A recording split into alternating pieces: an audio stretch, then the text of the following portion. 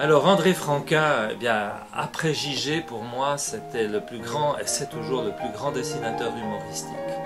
Et je lui avais envoyé des dessins quand je devais avoir 13-14 ans, et il a mis une année pour répondre, et il a fallu que papa lui écrive, et il s'est excusé en disant qu'il avait reçu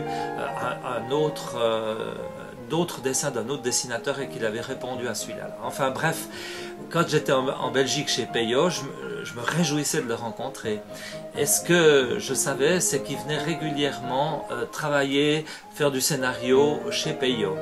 Et donc, moi, je travaillais à l'étage. Et quand Franquin arrivait, je voyais la voiture et il entrait directement. Et j'avais jamais la chance de pouvoir le rencontrer. Peyo ne me le présentait pas. Par contre, j'entendais sa voix. Alors, je descendais l'escalier sans faire de bruit et j'écoutais la voix de Franquin.